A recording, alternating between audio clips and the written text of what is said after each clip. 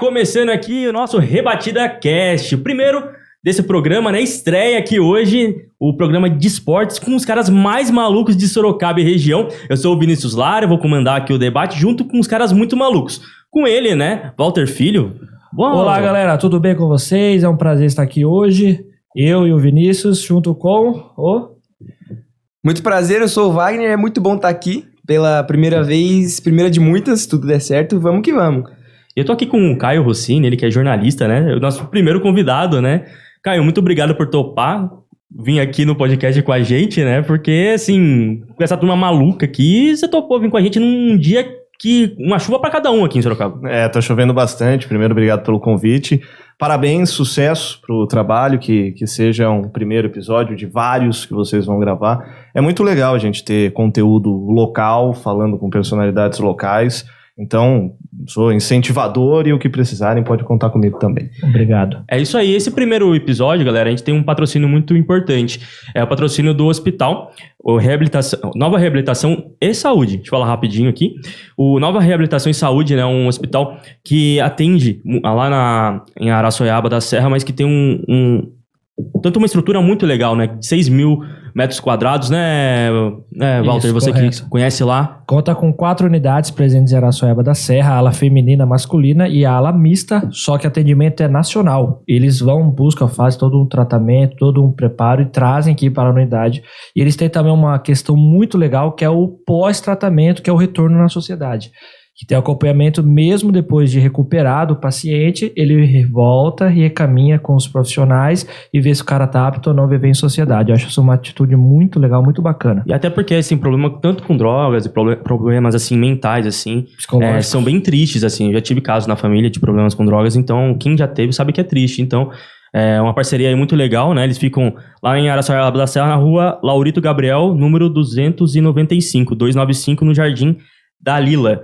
Então, se você quiser saber mais do trabalho dos caras, só ir lá no site, né, novareabilitação.com.br, só digitar ali no Google, Hospital Nova Reabilitação, amor e respeito à vida, você vai saber todas as informações deles ali, tudo certinho. Certo, senhor Walter? Sim, correto, perfeitamente. E vamos começar então com o grandíssimo Caio Rossini. Bora lá. Caião, explica um pouquinho, quem é você, cara? A gente já sabe, mas a galera não. Bom, eu comecei... Meu sonho era ser rockstar, cara. Eu queria ser... o perfil seu é de rockstar. Eu tenho perfil, né? Feio. Total, então. Cabelo grande. Poxa, tá todo tatuado. Não toma minhas falhas. Não toma banho, igual a gente. Não, o roqueiro não é sujo. Isso é louco. Mas no Brasil é difícil viver de música, não que seja fácil viver de jornalismo. Mas um belo dia, eu tinha acho que uns 14, 15 anos, eu falei, não, quero trabalhar com futebol.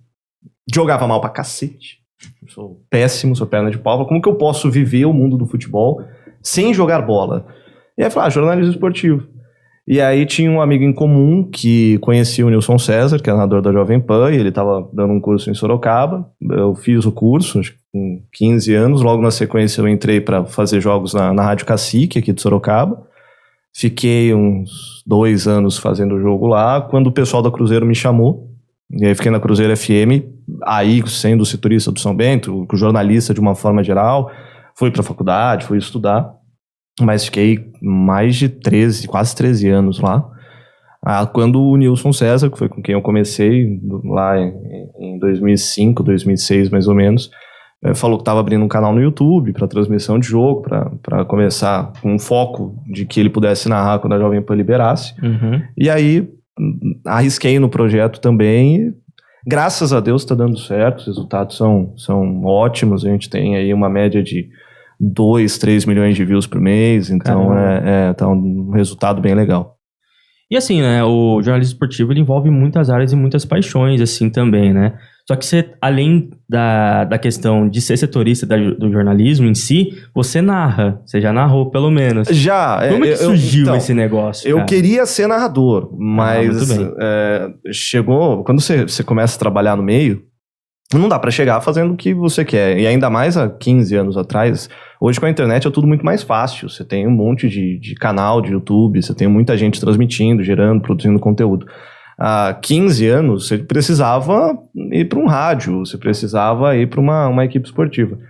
E aí, quando eu entrei, a primeira vez que eu falei no rádio foi em 2007, uma transmissão de Brasil e Peru, eliminatória de Copa do Mundo, e que eu narrei esse jogo, coincidência, eu narrei esse jogo. E aí, para 2008, o pessoal já chamou, mas aí falou, ó, a gente quer você aqui, você vai fazer um pouco de tudo. Então, tanto plantão, quanto comentário e tudo mais. Só que aí, quando eu começo a fazer um pouco de tudo, o próprio Nilson chega para mim e falou, ó, você quer seguir no sonho de ser narrador? Você pode seguir, mas você faz o que você quiser da sua vida. Mas eu vejo que você tem mais potencial no campo, como repórter, como jornalista mesmo, tanto na parte técnica quanto na parte artística. Seu critério, né? Eu falei, não, pô, se eu tenho um cara com 30 anos na época de Jovem Pan falando que eu sou bom nisso, eu vou nisso. Não, pra que eu vou ir contra o cara? Bobagem. Um grande guia. E aí eu larguei mão de narração. Então teve algumas vezes na Cruzeiro que precisou de narrador. E aí eu narrei, que não era bem uma narração, né? Porque eu brinquei até quando começou a transmissão. Eu falei, gente, eu não sou narrador, tô quebrando um galho, nosso narrador não pôde, a gente não achou outro, então eu vou transmitir. Mas eu fico muito mais confortável nessa parte de reportagem, de tanto estar no campo quanto no estúdio. Eu acho, apesar de ser quem trabalha mais, né? Porque narrador é muito mais, não fácil, mas de hora trabalhada, ele trabalha mesmo durante a jornada. O jornalista, o repórter, ele trabalha muito mais, ele faz pós-jogo, vai para entrevista, é uma exigência diferente. Mas eu acho divertido. E assim, vocês lembram qual foi o primeiro jogo que você narrou? Foi Brasil e Peru, lá nas eliminatórias. Brasil e Peru, cara, assim, é até relativamente, assim, entre aspas, fácil, né? Porque o Brasil, teoricamente, tem informações. Assim, deve ser muito mais difícil narrar um São Bento, por exemplo, e vem, sei lá, um 15 de Piracicaba pra cá, que você já não tem tantas informações dos times, né? Depende muito, porque o último jogo que teve das eliminatórias foi Brasil e Peru, você tem uma barreira de língua, então você tem pouco conteúdo produzido sobre a seleção peruana no Brasil. Você tem algumas questões, são apresentadas, informações mais superficiais, mas quando a gente foi transmitir, por exemplo, Racing e Boca, eu fiquei pelo menos uns 2 dias ouvindo rádios locais. Não que eu fale espanhol, mas a gente acaba entendendo alguma coisa para conseguir pegar não só a informação, mas a situação local. Não é só, pô, o Vinícius vai jogar, o Vinícius não vai jogar. Não, cara, se ele jogar, o que acontece? Por quê? Como que a galera tá reagindo? A torcida tá feliz porque ele vai jogar, tá brava porque ele vai jogar, tá preocupada, tá animada. Então você tem todo um contexto que precisa ser apresentado também e você só consegue isso local. Nos do São Bento, chegou uma época que era mais fácil, porque a gente desenvolveu um trabalho muito legal no Cruzeiro FM, a gente já pegou um trabalho que vinha sendo muito bem feito pelo Timão do Povo, com o Luiz Augusto, o Fábio Andrade era o setorista do São Bento, depois entrou o André, mas já era um trabalho consolidado, e quando a gente vai, eu assumo para ser setorista do São Bento na Série A3, eu fico quase 10 anos como setorista, então 2, 3 anos depois, a gente já era referência de São Bento. Então as coisas acabavam chegando. Vai ter um São Bento Inter de Bebedouro. Primeiro que você procura a imprensa local, vai procurar o jornalista, quem cobre, não sei o quê, mas muitas vezes a própria galera da outra cidade te procura para trocar informação. Então isso acaba sendo mais fácil.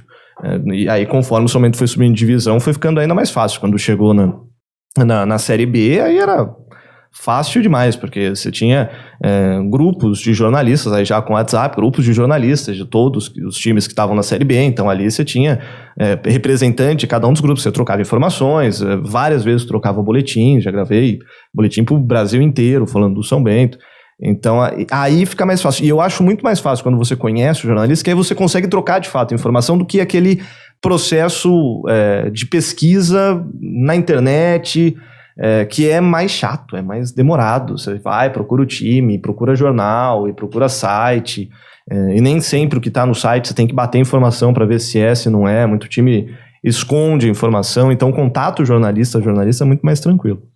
Ô, Walter. Oi. Ele falou que narrou o primeiro jogo Brasil e Peru. Você gosta do Peru, cara? Não, gosto do Brasil, mas eu não sou brasileiro. Tem uma seleção boa, cara. Não tem gosto. Paulo Guerreiro, nada contra o Peru. O Peru não fede nem cheira, mas prefiro o Brasil, né? O Peru deu uma endurecida contra o Brasil. Né? Vagninho, que é o nosso pai jovem, né, Vagninho? É o novo pai do ano. Até agora eu não sei de onde vocês estão tirando essas coisas, mas o Peru realmente não é uma seleção que faz uma diferença assim quando vai enfrentar o Brasil. Eu assisti o jogo com certeza, mas naquela, tipo, se ganhar, esperando a vitória. Todo mundo já espera a vitória. Né? A surpresa é se perdesse. Se perdesse, ia ser realmente uma surpresa. E ninguém ia esperar, né, cara? O Peru em cima do Brasil. Ô, Caio, emendando essa pergunta totalmente aleatória que eu fiz pro Walter, o que você tá achando desse novo ciclo do Brasil? Eu tô achando totalmente bagunçado, mas parece que, se tratando do Brasil, assim, eu acho que quanto mais bagunçado possível, assim, às vezes dá certo, né? Cara, com a nova regra da eliminatórias, vai todo mundo pra Copa. É verdade. São 7 times. Bastante. 6 direto, 1 pra repescagem. De 10, a chance do Brasil não ir é 0. Então não tem problema você ter um início de ciclo bagunçado. A CBF é uma zona, é uma bagunça, todo mundo sabe disso. O Edinaldo está mais preocupado em conversar com as federações para garantir o cargo de presidente da confederação do que, de fato, gerenciar o futebol brasileiro. E aí, depois da queda na Copa do Mundo, ele vai atrás do Ancelotti, é uma tentativa até meio estabanada, porque o Ancelotti tem contrato com o Real Madrid, o Florentino Pérez é um dirigente que é muito rígido, e essa é a informação que a gente tem, que por mais que possa acontecer um acordo, o Florentino não aceitaria ter um treinador já acertado com outro time, meio como um tampão no Real Madrid, até porque o Real Madrid é o maior time do mundo. Agora, é um passo meio de espera. Ninguém sabe o que vai acontecer em julho do ano que vem. O Ancelotti vem, quem deu a informação, os 2 caras que deram a informação pro primeiro, eles trabalham com a gente lá no canal, que é o Jair Carvalho, que é um jornalista que mora em Miami, e o Nilson, que também conversou com a fonte dele lá na CBF. E agora eles romperam, porque o Jair diz que tem uma fonte dentro do Real Madrid que diz que o Ancelotti não vem, porque tem a possibilidade do Mbappé ser contratado pelo Real Madrid a partir do ano que vem, e, cara, se o Real Madrid chegar com uma extensão de contrato pro Ancelotti e falar, eu te dou uma extensão de contrato em Mbappé, nenhum técnico no mundo vai ser louco e falar, não quero, eu vou treinar outro time. Mas o Nilson ainda crava que não, que ele já tem um acerto, um contrato de gaveta, que já tá tudo apalavrado, e pode vir Mbappé e todo mundo que o Ancelotti vai ser o técnico. Então não dá pra saber, cara. O Diniz tá como um tampão. Ele não consegue fazer testes, porque ele não sabe até quando ele vai ficar. Ele precisa usar o máximo que tem, só que ele também não consegue ter uma sequência para montar o jeito dele de time. Fica meio essa bagunça, mas mesmo da bagunça, o Brasil vai chegar na Copa, vai ser o primeiro, no pior das hipóteses, o segundo da eliminatória, vai chegar como um dos favoritos. Agora, se vai ganhar ou não, aí é um torneio de 1 mês, né? Muita coisa envolve. Até porque, Wagner, assim, não sei se você pensa a mesma coisa assim, o Brasil tem uma base de jogadores muito superior a qualquer outra seleção, eu acho. Porque você pega, por exemplo, tem o Brasil, ok, tem alguns bons jogadores, mas você tem a seleção olímpica do Brasil, você tem o Vitor Roque, você tem o garoto do Santos, que agora me falhou o nome. Marcos Leonardo. Mas que não tá indo pra Olimpíada, né? É uma baita geração, só que a nossa base perde para Israel, nossa seleção olímpica perde para o Marrocos, a gente vai para um pré-olímpico disputar 2 vagas sem a menor certeza de que a gente vai estar na próxima Copa do Mundo. É que os jogadores, às vezes, muitas vezes, jogam de uma forma no clube, se destaca, empenha bem, mas chega na seleção ele tem uma outra postura, talvez não tenha um entendimento ali nas jogadas e tudo mais. Talvez esse seja um grande defeito do Brasil, cara. Você vê aquela época que o Neymar lá debulhou lá no Barcelona, chegou na seleção, cadê o Neymar? Né? Até acho que na época que ele estava bem no Barcelona, o Neymar era o principal jogador do Brasil. O Neymar, ele é vítima de uma geração que deu errado. Junto do Neymar veio um Alexandre Pato que virou nada, veio um Paulo Henrique Ganso que teve problema, sabe? Você teve uma série de atletas que deviam ter estourado e não estouraram, vários rojões molhados juntos. Então ele meio que é vítima de uma geração do quase. E cai muito a pressão em cima dele também, e que vem depois de uma geração que também bateu na trave, com o Adriano encerrando a carreira cedo, com o Ronaldinho chegando 32, 33 anos falando não quero mais. Então você teve um lapso de geração entre aquela de Roberto Carlos, Cafu, Ronaldo, pra do Neymar, em que ficou um buraco. Sim. O Kaká começou a sofrer muita lesão, tanto no joelho quanto muscular, então percebe, o Robinho foi um quase, você não teve caras que deram suporte para a chegada do Neymar. Tem a lesão do Ganso seleção. também, né? Que devia ter ido, que todo mundo falava, Paulo Henrique Ganso e Neymar. Muitos, inclusive eu achava o Ganso mais genial que o Neymar. Aproveitou bem um pouco a época do Marcelo e Daniel Alves na lateral, né? Mas lateral não ganha jogo, né? Não ajuda muito. No lateral, ninguém vai ganhar sozinho. Ali de suporte ali não adianta muita coisa. Lateral não ganha jogo. Você tem Roberto Carlos e Cafu, os dois melhores laterais do mundo em suas gerações. Talvez os dois dos melhores laterais da história do Brasil. Mas quem decidia era Ronaldo, era Rivaldo, era Ronaldinho, sabe? Você tinha outros caras que decidiam mais. E aí é difícil. Eu tava lembrando de 2014, né? Aí eu tava realmente lembrando disso. A defesa do Brasil é até relativamente boa, né? Você tinha, por exemplo, o Júlio César, você tinha laterais, que nem o Walter falou, do Daniel Alves e o Marcelo, você tinha o Davi Luiz, tava uma grande fase, o Thiago Silva, enfim. Aí eu comecei a pensar, quem armava o time do Brasil? Aí eu fiquei na dúvida. Aí eu lembrei do Neymar. Oscar. O Neymar. Neymar, ele nunca foi centroavante. Neymar sempre foi meio atacante, segundo atacante. Ele sempre conduz o time, né? Nessa seleção de 2014, se a minha memória não estiver errada, o meio-campo tinha aquele Luiz Gustavo, com o Fernandinho, o Neymar como um segundo atacante, o Fred era o centroavante, tinha 2 pontos, às vezes o Neymar jogava um pouco mais aberto pela esquerda. Mas quem fazia a superioridade numérica pelo meio era o Neymar. Tanto que em 2014, quando o Neymar sai, porque ele toma a joelhada, o Brasil ele fica acéfalo. Ele perde o cérebro. E, não sei se vocês já reassistiram o 7-1. Se vocês não assistiram, um bom exercício a ser feito. Até o Brasil tomar o primeiro gol da Alemanha, só deu Brasil. O Brasil encurralou a Alemanha. A Alemanha não deu um chute a gol. Só que na hora que saiu o primeiro, o time se bagunçou inteiro. E aí foram 7. Mas eu gosto de fazer isso. Eu assisto o jogo e aí na hora do jogo você tá muito movido pela emoção e tal. E aí depois que passou a emoção, você para e fala, vou assistir de novo. Porque a gente cria algumas consciências coletivas que nem sempre bate. 7-1 foi uma tragédia, o Brasil foi atropelado pela Alemanha, psicologicamente.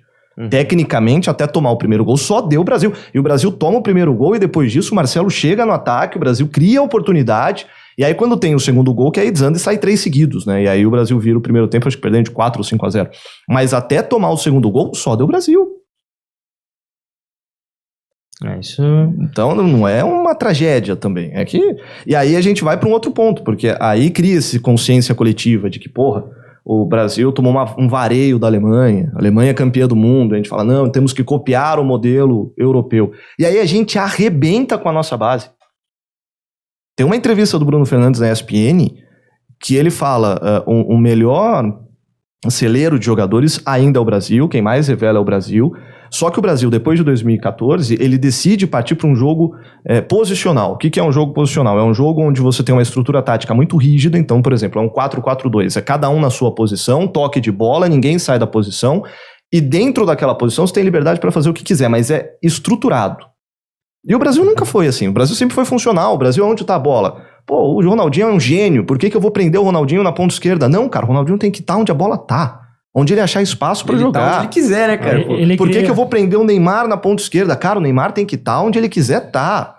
Você vê, porque a Argentina é campeã mundial com o Messi extremamente funcional. O Messi ele não tinha posição. Você tinha uma defesa estruturada, um esquema solidificado, mas Messi, onde tiver espaço, você vai.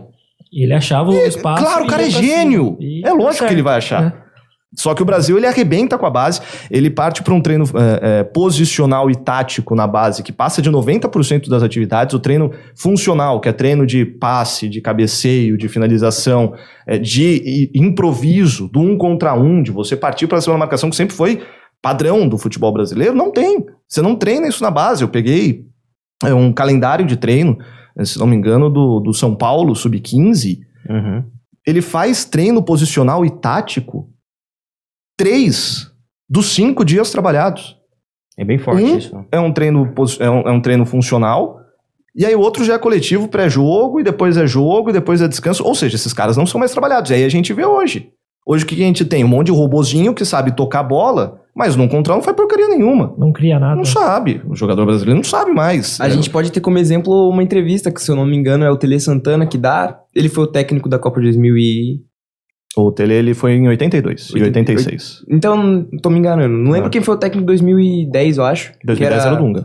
que era o Ronaldo, o Fenômeno, o Kaká, o Gaúcho... Esse era 2006. 2006? Não isso. sou dessa época, então não me lembro Ah, muito bem. É que é o mais Tô ficando novo, velho. né? Quem que era o técnico em 2006? 2006 era o Carlos Alberto Parreira.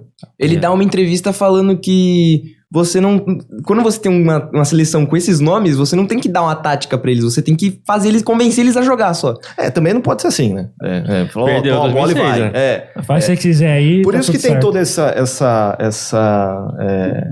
esse oba-oba em cima do Diniz. Porque o Diniz, desde quando ele começa aqui no Votorati, a gente acompanhou todo esse começo dele, ele sempre falava, o meu esquema é uma bagunça organizada.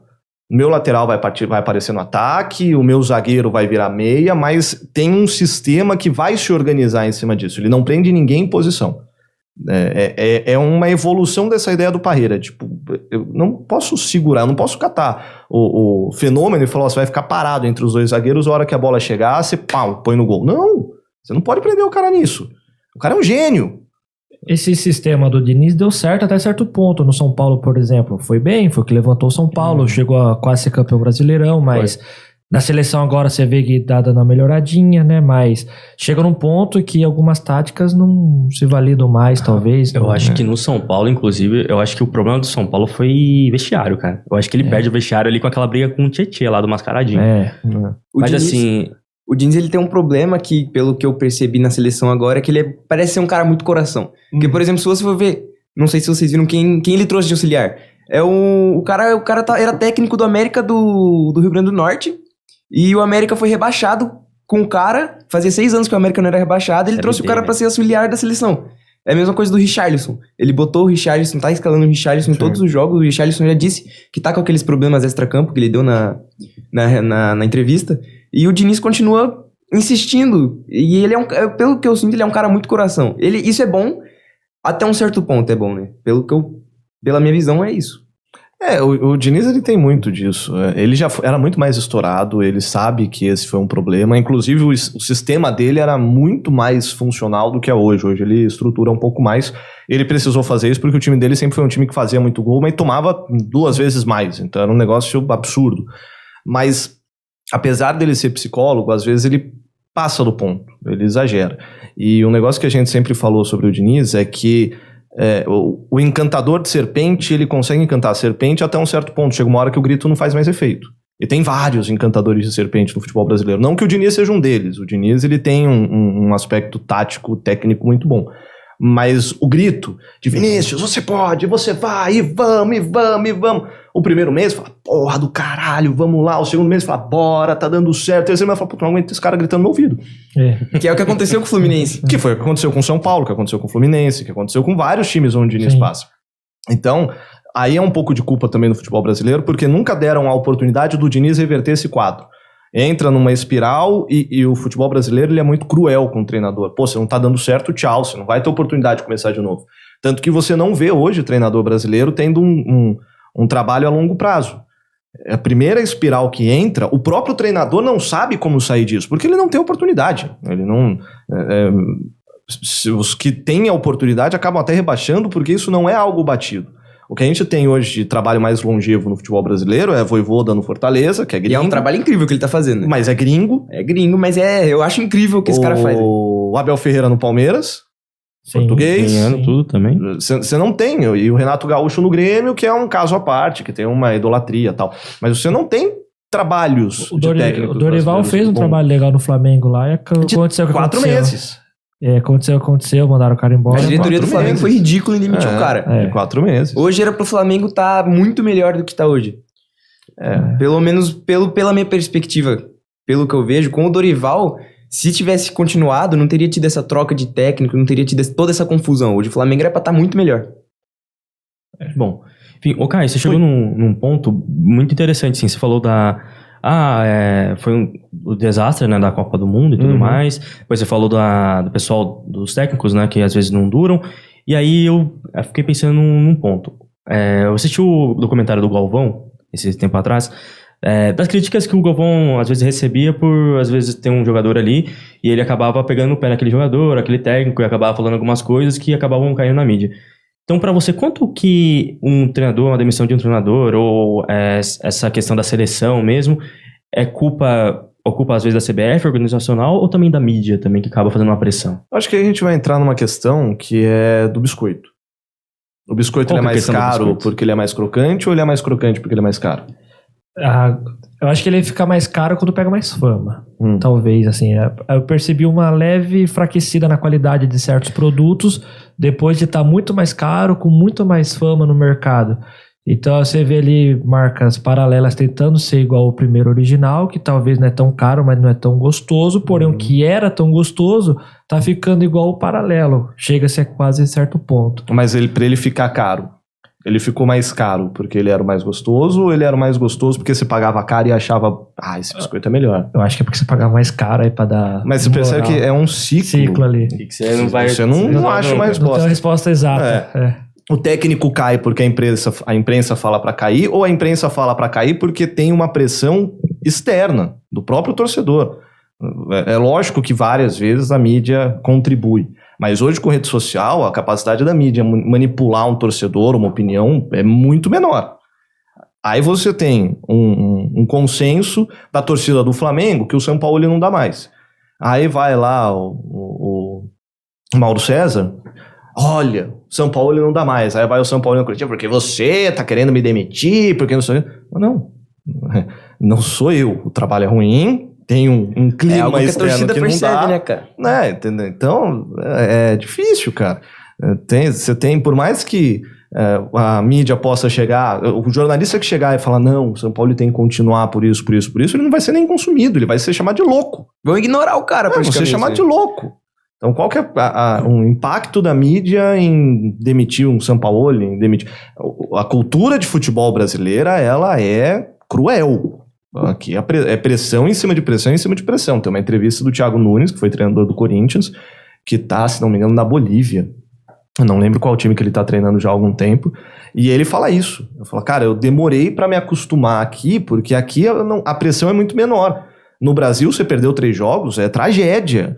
Você não sai na rua, o torcedor quer bater em você. Cara, a Leila Pereira, presidente do Palmeiras, que ganhou tudo nos últimos anos, ela precisou entrar com uma medida protetiva contra a principal torcida organizada do clube. Queriam matar ela. Nossa. E ela ganhou tudo, velho. Ela ganhou 2 Libertadores. E continua ganhando. Né? Olha o que ela tá fazendo Pra mim, o Palmeiras ainda é favorito pra Libertadores. Entendeu? Mesmo com os problemas que tem, pra mim ainda Então o Brasil ele é muito cruel no futebol. Sim. Ele é muito cruel, é catástrofe, é tragédia. O 7-1 é tragédia. Sabe, é pior, é como se o Brasil tivesse perdido uma guerra, a moral da sociedade vai pro pé, velho. Sabe, parece que, mataram minha mãe, os caras é um negócio louco. bem doido. E uma coisa que voltando ao assunto que você falou da questão do Ancelotti, pra mim, pelo menos pra mim, não sei se vocês concordam comigo, é vergonhoso que a CBF fez a humilhação que passou pra trazer o cara, velho.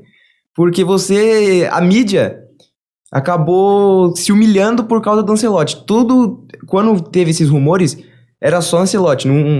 As páginas de Instagram era só Ancelotti.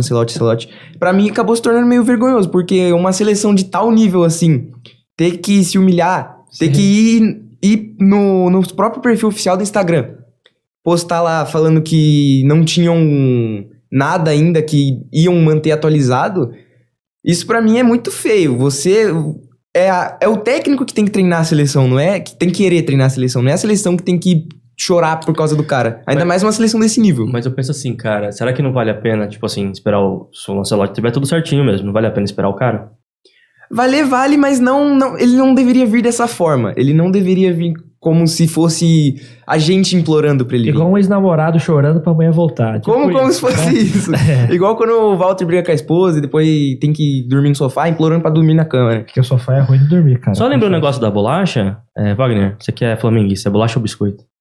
É bolacha, né, mano? Sou flamenguista também. Sou Flamengo. Então tá bom. Eu sou flamenguista Caio, paulista. você concorda Boa. com o negócio do Ancelotti na seleção? O Ancelotti, perdão. Eu acho que o Ancelotti é um dos melhores técnicos do mundo e nenhuma seleção tem a chance de ter sido. Ao invés do convite fosse da seleção brasileira, fosse da seleção francesa, o Ancelotti falaria não, como falou não para a seleção italiana, ele só considera a seleção brasileira porque é pentacampeã, porque é a seleção do Pelé, porque é onde tem muito talento. Qualquer um considera, né? Não tem um. Mas hoje os principais técnicos, eles querem os principais clubes. E não é só uma questão de projeto, é onde está o dinheiro. O Ancelotti se fala de que a seleção brasileira pode pagar se não me engano, quase 10 milhões de reais por mês para o Ancelotti e ele, a comissão técnica, assumir a seleção brasileira, sendo que o Guardiola no Manchester City ganha 20. O Klopp ganha mais do que isso. Então é uma questão financeira, cara. Sabe, 3 milhões de dólares para treinar um time na Europa é nada. Sem contar também que o Real, como tá vindo agora com esse time muito bem montado, se ganhar a Champions, mas, assim, automaticamente vai querer renovar o contrato da Ancelotti. A questão é, a gente se propõe a pagar 10 milhões de reais para trazer o Ancelotti, para quê? Isso quem falou foi o PVC e eu concordo plenamente com ele. Você vai pagar 10 milhões de reais para um treinador, você vai botar ele e falar, você vem pro Brasil a cada 3 meses, você vai treinar meu time, você vai pôr meu time na Copa do Mundo, vai ganhar ou vai perder, não é certeza de nada, porque é uma competição mata, né? Que chega no playoffs é um jogo só, então pode acontecer num dia o Neymar acordar cagado e só fazer bobagem, ser eliminado, e no dia anterior o Neymar chegou na semifinal, liga o Davi Luca, fala, papai, putz, estou com febre. E o Neymar não joga nada. Isso acontece. Pode pegar o Marrocos embalado, igual foi da outra. Isso pra mim, o Marrocos é a maior prova de que da Copa do Mundo você não pode esperar nada. Como a França, cara. A França fez uma Copa do Mundo maravilhosa em 2022 e perdeu. Sim. É o melhor segundo colocado da história das Copas do Mundo. E lembrando que a Argentina perdeu o primeiro jogo pra Arábia Saudita. Pois é. Todo mundo, pelo menos as pessoas que eu conhecia, não botava mais fé nenhuma na Argentina pra gente perder pra Arábia Saudita. Mas você vai fazer isso com o Ancelotti, aí ganhando ou perdendo a Copa, você vai mandar embora o Ancelotti e a gente vai continuar sendo a mesma porcaria. Ou você vai pagar 10 milhões por mês para o Ancelotti e falar, querido, você vai comprar uma casa no Brasil. Eu quero que você reestruture a minha escola de técnicos, porque essa licença A, B, C, D especial do CBF serve pra porcaria nenhuma, que não é aceita na Europa, não é aceita em lugar nenhum, só funciona no Brasil. E olha lá. É pra pegar dinheiro de treinador e olha lá. Pra proteger o mercado de aventureiro e de jogador que queira ser treinador. Então você vai reestruturar, você vai fazer isso ficar num padrão europeu, a gente vai melhorar o nível do nosso técnico. Uma vez por mês a gente vai fazer um meeting do Ancelotti com uns 20 técnicos da seleção brasileira, do Campeonato Brasileiro da Primeira Divisão. A gente vai debater forma de treino, estilo de jogo, a gente vai melhorar o futebol brasileiro. Vocês acham que a CBF pensa nisso? Lógico que não, né? Então, se for o Ancelotti ou se for o Vinícius, vai levar a seleção para a Copa do Mundo do mesmo jeito, com todo respeito, tá, Vinícius? Vai levar a seleção para a Copa do Mundo do mesmo jeito e vai ter o mesmo desempenho, no máximo, em vez de cair na semi, vai cair nas quartas. A questão não é essa, a questão é que a estrutura do futebol brasileiro é horrível e ninguém tá preocupado com isso. Pelo menos, pelo que eu vejo assim, caso o Ancelotti acabe vindo e o Brasil acaba sendo eliminado da Copa do Mundo, vai ficar algo muito mais vergonhoso do que já tá. Vai ser vergonhoso como se fosse qualquer outro treinador. E ele vai ser expulso do mesmo jeito que o Tite foi. O Tite é o melhor treinador brasileiro, ele não pode andar na rua no Rio de Janeiro que ele é assaltado, velho. O Ancelotti vai ser expulso com facas e porretes do mesmo jeito que o Tite foi, que o Dunga foi, que o Felipão foi, porque o Brasil é assim. E aí o que vão fazer enquanto o Ancelotti estiver aqui é a questão. Mas assim, até em questão do Tite, cara, eu achei o trabalho do Tite muito bom. Eu acho que ele deu uma estrutura pra seleção muito boa. Que aqueles 4, assim, ele trocou mal naqueles 4 minutos, assim, na Copa de 2022 e acabou dando aqueles 5 minutos. O Brasil não conseguiu segurar o placar, né, de 1-0, acabou sendo eliminado. Duvido que ganharia da França e avançasse pela Argentina, no caso. Mas, assim, o Tite fez um trabalho muito bom. O problema é que aconteceu tudo o que aconteceu, né? Você vê essa visão também do Tite? Concordo. O Tite fez um bom trabalho na seleção brasileira, não é de ser jogado fora, pelo contrário. A questão é que nenhum treinador manda o Fred pressionar a saída de bola da Croácia e deixar a defesa exposta, ganhando o jogo de 1-0, faltando 3 minutos pra acabar a prorrogação. Você retranca. Isso não é culpa do treinador. Mas isso não é culpa do treinador. Você tem um Militão fazendo a melhor partida de Copa do Mundo dele, que pra mim a partida dele contra a Croácia foi a melhor. Você tira ele na melhor partida dele, que simplesmente ele tava desarmando, ele tava... Mas aí são algumas questões que elas acabam... É uma soma de questão que influencia o resultado final. Porque, cara, o Fred ele podia não ter ido pressionar aquela bola e assim, nós somos latinos, o brasileiro é latino, e nós somos muito emocionados. A gente é pouco racional e muito de emoção, de coração. E a gente, toda eliminação, a gente procura alguém pra apontar o dedo. Falando, a culpa é desse cara é um safado, se eu não tivesse feito isso. É normal. Quem aqui não fez isso? Mas, você tem, primeiro, o bote errado do Fred. O Casemiro dá um bote já cansado e ele não mata a jogada, e aí o contra-ataque começa. O Marquinhos e o Thiago Silva correm pra trás e tá bom, eles precisavam cobrir porque eles estavam muito expostos, era uma situação de contra-ataque, beleza. Só que a bola vem pro meio, o Danilo, a recomposição do Danilo é absolutamente errada, porque ele tinha que recompor pelo meio, ele chega atrasado, ele volta devagar, o cara da Croácia domina, ele bate, o Marquinhos ainda chega, o Marquinhos desvia a bola que tava na mão do Alisson, e o desvio do Marquinhos mata o Alisson e a bola entra. Mas aquela bola, você acha que dava pra defender? Se não bate no Marquinhos? Mas mesmo se bate dele, dava pra chegar. Se ele tivesse... Eu acho o Alisson chama-gol desgraçado. Mas, mas olha o tanto de coisa que acontece pro Brasil ser eliminado. Mas a culpa é do Fred. A culpa é do Tite. A gente procura um cara pra apontar o dedo. Mas a bola podia ter batido no Marquinhos e ter ido lá pra casa do chapéu. Mas como o Alisson é um chama-gol desgraçado, a bola bate no cara e entra. Então o Alisson na seleção não mais. Não. É um baita goleiro de clube. Ele vai ser feliz no Liverpool, ganhar o dinheiro dele. Mano, se ele jogasse 1% do que ele joga no Liverpool, já tava. O Felipão, quando ele chega na Copa, na seleção em 2000, ele tinha 3 goleiros numa fase espetacular. O Rogério Ceni pegando tudo no São Paulo. O Marcos, um absurdo que ele fazia no Palmeiras. E o melhor goleiro do mundo era o brasileiro chamado Dida. Do Milan. Que tava no Milan e o Dida era um inferno. O Dida era absurdo. Era um inferno. Nossa senhora, o Dida era um inferno.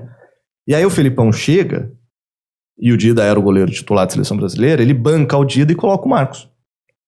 E aí, passado um tempo, vão perguntar pro Felipão por que ele fez isso. Falou, cara, porque pra mim goleiro tem que ter estrela.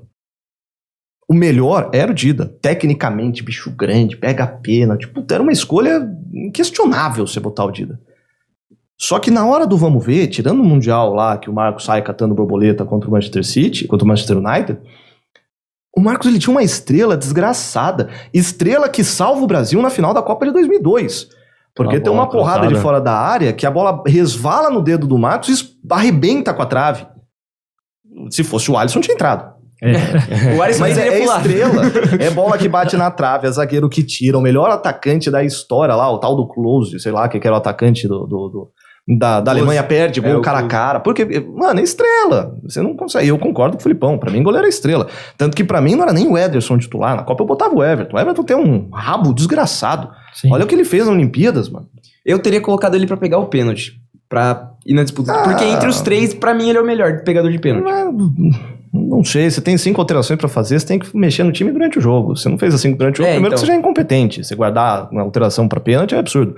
Mas pra mim o Everton era o goleiro titular daquela seleção. Ah, mas o Alisson é mais técnico, o Ederson joga melhor com o pé, tá bom. Os dois podem ser bom pra cacete, pode colocar um dentro do outro e botar dentro do gol. Mas o Everton tem estrela, mano. Querendo ou não, que... No final de Libertadores, esse cara pega até pensamento, a bola bate na trave, bate na linha, bate em tudo quanto é lugar e não entra. O cara benze o gol. Tanto no jogo do Palmeiras contra o Deportivo Pereira, querendo ou não, o Palmeiras já estava classificado, mas o que o Everton pegou, que o Deportivo Pereira atacou. E o Everton, é incrível esse cara, porque quando tem que decidir, ele decide. Então, cara, eu sou dessa opinião. O Tite não, o Tite era meritocracia. Ele bota o Alisson, que era de fato... O Alisson foi por nome. Não, mas ele era o melhor goleiro. Assim, a diferença dele do Ederson era muito pequena e o Alisson vinha num momento maravilhoso no Liverpool, então era inquestionável também. Mas aí é questão de opinião. Será que na seleção também não tem um pouco a ver com patrocínio? Às vezes o cara Ela é estrela, mas o patrocinador desse aqui fala um pouco mais forte e tal. Não. A gente vai entrar em teoria de conspiração que o Ronaldo vendeu a Copa de 98. Não. Pode no máximo envolver, são 26 que eu posso levar na Copa, eu não sei se eu levo o Vinícius ou o Wagner. Porra, sou mais amigo do empresário do Vinícius, né? Os dois merda mesmo, do mesmo jeito. Vou levar esse aqui, pelo menos eu faço uma média. Beleza. Mas, vou deixar o Ronaldinho fora porque eu não gosto do empresário dele. Isso ninguém faz. Principalmente aquela frase do Ronaldo em 98 da CPI lá é maravilhosa. Não sei quem marcou o Zidane, sei que não marcou bem. É muito boa aquela frase. E trocando um pouquinho de assunto, falando um pouquinho mais do futebol brasileiro, no sentido... que ontem teve rodada do Brasileirão. Nossa. Bem fácil. Isso aí. Quer que eu mude de assunto de novo? Não, pode seguir, né? Que jogou São Paulo e jogou o Flamengo. São Paulo pegou o Internacional, São Paulo começou ganhando, tomou uma virada, inclusive belo gol do Inter. E teve o Flamengo que o São Paulo inventou pra caramba, né? O David Luiz foi volante e o Thiago Maia de lateral. Mas o Flamengo entrou em campo ou não? Não entrou, viu. Né? O Gabigol entrou, pra lutar com o cara lá, meteu um soco na cara do maluco, velho. Ridículo, mas expulsão. Nem sei mais o que falar, velho. E cobrindo o Brasileirão esse ano, né, lá no canal, cara, o que você tá percebendo esse brasileiro? O Botafogo, eu acho que foi a grande surpresa, né? De todo mundo. O Botafogo é a tempestade perfeita, igual o Leicester foi na Premier League. Ninguém esperava. Não, e é um time que encaixa, que ganha um jogo, ganha 2, ganha 3, de repente você vai ver... Os caras ganham 15. Ele tá liderando o campeonato com 10 pontos à frente do segundo e fala, meu Deus do céu, o que tá acontecendo? E não é um segundo colocado O qualquer. Palmeiras oscilou do jeito que nunca tinha oscilado nos últimos 3 anos, o Flamengo é uma zona, é uma bagunça, troca técnico, e o Flamengo é O Grêmio é o principal pioriza time. brasileira. O Grêmio acabou de subir da Série B, não dá pra esperar muito mais do que tá fazendo. Mas o Então, Botafogo também, né? Tinha acabado de subir da Série B. Então, por isso que eu falo que é a tempestade perfeita. Nem Eu imaginava. Acho que quem tem chance de tirar o título do Botafogo é o Santos. Não. Se virar a tabela... É a maior remontada da história. Opa! Mas eu tenho um fio de esperança que eu acho que o Santos não cai. Eu tenho um fio que ele caia. Eu falo todo dia espero que o que ele Santos não cai. Eu garanto que o Santos não cai. Você Pode fala me que o cobrar Santos e o depois. Vasco não caem. Não, o Vasco vai cair com certeza. O Vasco é uma bosta. Mudando O Vasco um eu falo na pouco- brincadeira, mas o Santos não cai. Continuando no nível nacional, mas mudando o campeonato, você vê lá os finalistas da Copa do Brasil, os 2 perderam, talvez por poupar jogadores e tudo mais, só que por serem finalistas, não se espera um pouco mais de profissionalismo ali, um futebol um pouco melhor, por eles serem finalistas? Sim. Da Copa do Brasil. A gente tem que esperar futebol melhor de todo mundo. Mas, de qualquer forma, o São Paulo ele chega na final da Copa do Brasil numa uma mini tempestade perfeita também. Ninguém esperava. O São Paulo ele pega o Palmeiras nas quartas de final na única oscilação que o Palmeiras teve nos últimos 3 anos. Foi o melhor momento para se Pior enfrentar momento o do Palmeiras, era o momento que o São Paulo pega na Copa do Brasil. Depois ele pega o Corinthians, mesma situação, com o Vanderlei Luxemburgo fazendo uma bobagem atrás da outra, fechando o time e botando o time para jogar. Então foi o melhor momento de pegar o Corinthians. Pegar o Corinthians hoje já é muito mais difícil do que era pegar o Corinthians há 2 meses. E ele vai pegar o Flamengo no melhor momento para se pegar o Flamengo. Que a hora que você é um técnico que não sabe o que tá fazendo, que tá inventando pra cacete. Então, cara, de novo, tempestade perfeita. Pra mim, uma coisa é você poupar jogador. A outra coisa é você colocar o Davi Luiz de volante e o Thiago Não, Maia isso não de lateral. existe. Isso aí você já tá sendo É uma burrice mais também. do que ridículo, É cara. absurdo. Mas então, não dá pra esperar muita coisa. Vamos falar, quem são os 2 melhores times do Brasil hoje? Na minha opinião, Flamengo e Palmeiras. Palmeiras Até e então. Não, mas jogando. Vamos falar quem tá jogando bola. Os 2 melhores que estão jogando bola hoje. Fluminense e Internacional. Fluminense, Botafogo. Botafogo, Fluminense. Eu não coloco o Botafogo. Botafogo nessa lista. Eu coloco. Então. Coloco pelo Você destaque do colocar brasileiro. o Botafogo pra jogar contra o Internacional que joga Libertadores, o Internacional acaba com o Botafogo. Inclusive, pra mim, um dos favoritos pra Libertadores é o Inter. A chance estaria do na torcida ganhar pelo Inter, do- cara. A chance do Inter ganhar do Palmeiras é bem considerável. Mas Só que o Fluminense também tá jogando um futebol bom, cara, na Libertadores, eu acho. Quem? O Fluminense. o Fluminense tá. Pegou o Olímpia e tal e fez um jogo legal. Mas Claro que o time do Olímpia não é... o Inter é mais copeiro, é mais. O Fluminense tem um preparado, lateral mais que entra calejado. quebrando tudo, arrebentando Coitado, tudo. Marcelo. Eu faz achei isso. legal agora que você falou aí da questão do Olímpia, que você deu uma desmerecida meio forte, porque quando o meu time desmereceu o Olímpia, acabou não dando muito bem, né? Então eu acho que o Olímpia é um time que você não pode duvidar, se bem que já Não foi tem mais eliminado. roubo no futebol. Cara, com todo respeito, Mas- eu acho o goleiro do Flamengo fraco, cara. Pro nível do Flamengo. O Matheus Cunha ele é um goleiro que como ele acabou de estrear profissionalmente, praticamente, né? Ele tem a base boa, mas ele não tem essa questão da experiência. Por isso que o Flamengo traz o Rossi. O Rossi ele é um goleiro que vem pra pegar essa experiência, juntar com essa base do Matheus Cunha e pegar a titularidade. Por que que ele ainda não estreou? Ninguém sabe. Devia ter Aí jogado você não faz minha contra o pergunta Atlético. difícil. Devia ter jogado contra o Atlético Palpite, Paranaense. quem ganha a Copa do Brasil? São Paulo. Você acha que o São Paulo ganha do São Paulo. Flamengo? Nem com as místicas do Gabigol em final? Nossa, vai ser um arranca-rabo desgraçado. Vai ser grito pra tudo quanto é lado. Vai ser uma tragédia, mas acho que o São Paulo ganha. Até sem o Arboleda? O Arboleda deve voltar pro segundo jogo, né? É. Ele deve voltar Mas pro aí o segundo São jogo. Paulo tem que aguentar o primeiro jogo. Mas pra aguentar quem? É, o primeiro jogo sem a Rascaeta também, né? Tem isso. E a outra coisa. É lógico que o Flamengo é muito mais time que o São Paulo. Só que a fase do Flamengo é horrorosa. O Flamengo, ele tem um elenco bom. O Flamengo, ele tem, pra mim, o melhor elenco do Brasil é do Se Flamengo. chegar no domingo e, putz, tiver aquele calor gostoso no Rio de Janeiro, o Gabigol na manhã passada, encontrar Foi com pra o amor festa. da vida dele e passar a noite fazendo amor, aí vai acordar leve, sabe? O Sampaoli baixar um santo e falar, filho, não inventa. Aí chegar no gramado do Maracanã tá bonitinho, lisinho, a pessoa certa, sentada na cadeira certa da arquibancada, aí pode ser que o Flamengo jogue, pode jogar. Mas se tem um cara pra mim que vai decidir esse jogo, pra mim é o Bruno Henrique. Porque o Bruno Henrique, de 2019 pra cá, ele foi o que mais prejudicou por conta da lesão. E pra mim, ele continua mantendo aquele futebol de 2019. Comparado com os outros jogadores, ele é o que mais próximo de 2019. E anote, o Bruno Henrique vai virar o Caio Paulista do avesso. O Bruno Henrique, ele é um cara Paulo, muito vai diferente. colocar, vai catar o Caio Paulista, vai falar pro Henrique, falar que esse aqui você tem que acabar com ele. Aí acaba com a carreira desse cara. O Caio Paulista não sabe marcar. O Bruno Henrique é um inferno, velho. Esse cara O Caio Paulista não bosta. Não, marcando indo pro ataque ele é até bom, mas marcando ele é uma tragédia. Então, o jogo vai ser entre Bruno Henrique e Caio Paulista. O Dorival sabe disso, o Dorival vai colocar suporte pro Caio Paulista. Mas o jogo é ali, o jogo é pelo replay esquerdo do São Paulo, que foi por onde o Inter chegou, que foi por onde todos os times chegam pelo lado esquerdo, porque quando não é o Caio Paulista, que o Caio Paulista é o que mais parece um lateral esquerdo, o Patrick ontem foi uma tragédia. O Wellington, coitado do Wellington, é moleque, então o caminho é o lateral esquerdo, e o Flamengo tem o cara pra arrebentar com o São Paulo, que é o Bruno Henrique. Uma que o Bruno Henrique passar ali já... Mas o problema é que ele tem que passar uma e o Davi Luiz não pode entregar mais do que uma. Tem essa. Se for o Davi Luiz pra mim é um cone que tá ali só... O Gabigol fez contra o Palmeiras, só que o Andréas Pereira quis quebrar a situação, então não adianta fazer uma. Andréas Pereira pra mim é o jogador mais injustiçado da história do Flamengo. Eu tenho dó dele até hoje, mano. Tipo, eu xinguei muito ele por causa daquilo. Mas, pô, o cara jogava muito, velho. Hoje é a prova de que ele joga demais, velho. Ele tá jogando demais. E ele quer voltar pro Flamengo, tipo, pelo menos no próprio Instagram dele, que eu ainda sigo ele lá. Ele ainda fala que tem o desejo de voltar. Mas você vê como é o futebol, né? Andréas Pereira, pra onde ele foi e onde o do Palmeiras, o Daverson, foi jogar no Cuiabá, né? Então o cara foi campeão e foi pro Cuiabá, e o outro que fez a cagada foi pra Inglaterra jogar. Então... mas aí acho que as carreiras são diferentes, né? E fora que assim, né? O Daverson, se ele fosse menos maluquinho, eu acho que ele tava, assim, num outro nível, assim. Pra mim, o Daverson é muito bom. Tecnicamente. O cara tá no Cuiabá lá, ele é o terceiro artilheiro do Brasileirão no Cuiabá. É que virou folclore, né? O Davidson virou folclore. E ele gosta desse rótulo aí, né, dele. Acaba virando. E falando da Libertadores, né? Acabou citando. De um lado tem Palmeiras e Boca, no outro Inter e Fluminense. Quem pra você ganhar a Liberta? Pra mim tá entre Palmeiras e Inter. Você acha que o Palmeiras passa do Boca? O Boca aqui não faz gol, eu acho que desde que começou o mata-mata. Mas não toma, né? Também tem não isso. Não tomou nenhum gol desde que começou o mata-mata. E o Racing é um time que tinha um ataque poderoso. Tem um... Como é que é o nome dele?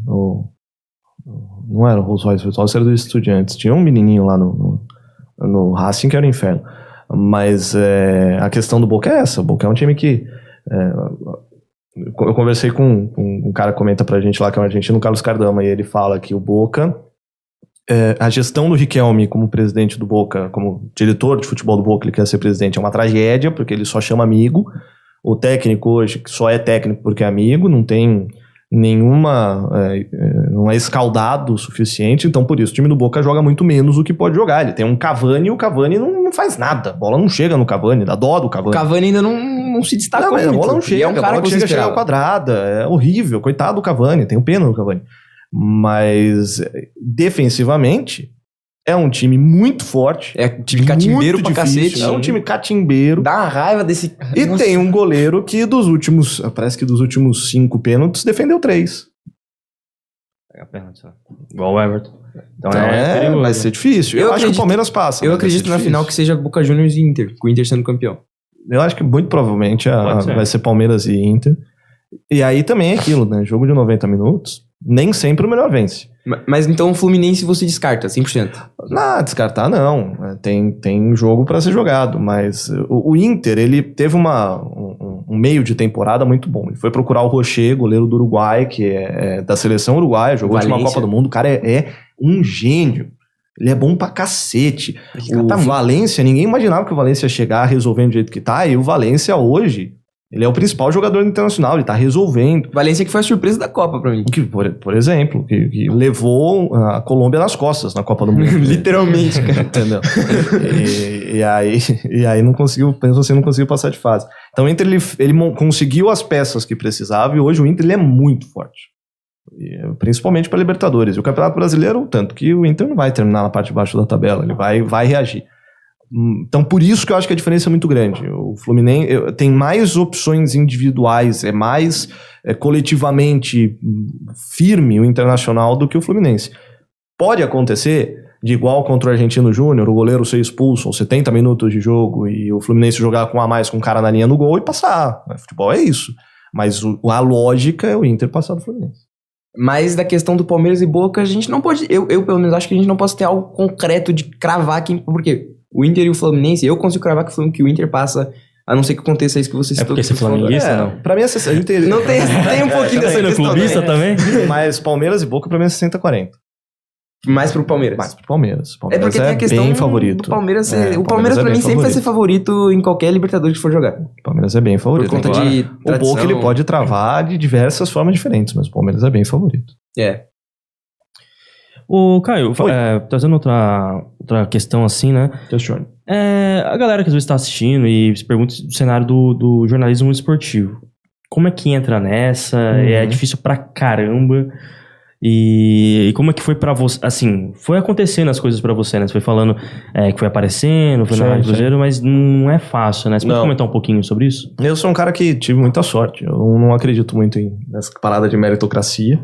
E eu sei que eu até brinco que às vezes eu olho e falo, pô, o Papai do Céu gosta de mim, porque Sorocaba tinha uma vaga de um cara pra cobrir o São Bento e era eu. O próprio Roberto Carlos. Entendeu? Tipo, porra, eu tenho uma sorte desgraçada. Tinha uma equipe em Sorocaba que mandava jornalista pra todos os estados durante o Campeonato Brasileiro e o cara que era eu. Falei, nossa, mano, eu sou um sortudo do cacete. Mas é difícil, mano, é difícil. É difícil porque o mercado hoje ele desvaloriza muito. O jornalismo esportivo em si, principalmente a parte de reportagem, ela é vista como porta de entrada para qualquer um que está saindo da faculdade. E isso enfraquece muito as redações, enfraquece muito o próprio jornalismo esportivo brasileiro, que precisa ser mais pensado, precisa de reportagem, precisa de jornalismo de verdade, não é só ir no clube e pegar 2 respostas da assessoria de imprensa e ir embora. Então a gente sofre muito com isso. E isso faz com que o salário hoje seja muito achatado. Você tem jornadas de trabalho nas principais empresas do país, principalmente rádio, tá? A TV cumpre um pouco melhor, mas principalmente rádio. São salários baixíssimos para uma carga horária que às vezes chega a ser 12, 13 horas diárias. É um negócio absurdo que só gente mesmo que está muito afim de entrar no mercado vai. E ainda assim tem 2 fazendo e 100 querendo entrar. Entendeu? Então é muito complicado. O bom é que com YouTube, com Spotify, com internet, com redes sociais, você tem um campo fértil que você pode fazer o que você quiser, como vocês estão fazendo aqui. E tendo um insight, uma ideia boa, você não depende mais de um grande grupo de mídia para aparecer. Você tem uma possibilidade de ser independente muito grande. Então, isso facilita um pouco para que o trabalho do jornalismo esportivo seja bem feito. Mas é difícil, cara. É difícil. Tem que gostar muito. Você toma muita porrada. Geralmente acontece de ser você contra corporações, porque na hora que você faz uma matéria e coloca uma palavra errada, não é a empresa, é o time A contra a empresa A, é o time A contra o jornalista A, um cara que às vezes ganha um salário mínimo, faz uma jornada extenuante e que a empresa vai rifar o cara porque o cara falou uma palavra errada. Porque tem a pressão da empresa A na empresa B para que o cara seja mandado embora. Então é muito difícil, é complicado, mas é gostoso. Eu sou pago hoje para falar de futebol, cara. Gostoso. Isso é muito bom. Isso é bom demais. Caio, eu acho que já aconteceu comigo, né? Eu também sou jornalista. E acho que deve já acontecer com você também, de cometer um erro, assim, que depois, tipo, algumas pessoas zoam, outros ficam bravos, assim, já aconteceu? Já, na Cruzeiro. Pode contar? Posso. Na Cruzeiro já pediram minha cabeça mais de uma vez. E assim, eu sempre fui um cara que eu fazia as coisas e quando vinha a crítica, eu parava e falava, cara, quanto que essa crítica é verdade ou quanto que, beleza, eu vou ouvir e não faz muita diferença.